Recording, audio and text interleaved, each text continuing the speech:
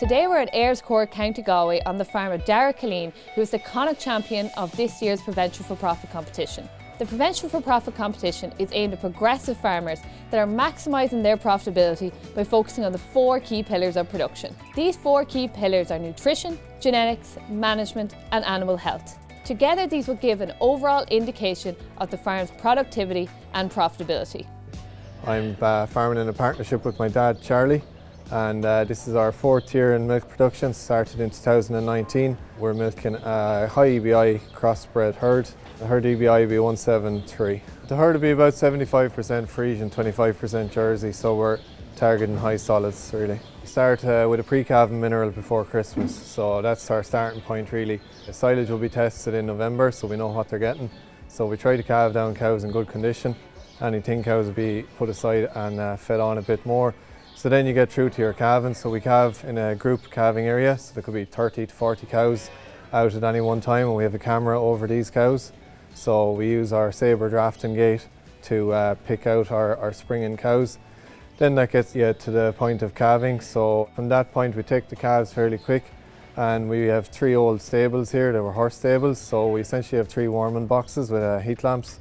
So they go in there and they get their 3 litres. And then you get to your next feed. So we feed 1.5 litres for the next 2 to 3 feeds to ensure that the calf has a bit of an appetite for his following feed. And then each feed he's sucking and he's trained. So they get about 3 to 4 feeds on a bottle. After that we put them in pens of 3 and they're trained on a group feeder. We feed whole milk for probably 2 to 3 weeks to the heifers and all the time for the bulls until we get them sold. Then they go to groups of 10.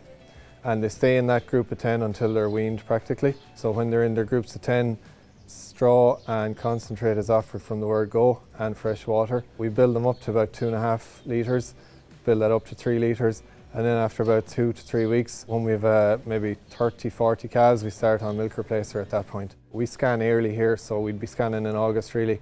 So from September on we'll be doing our salmonella.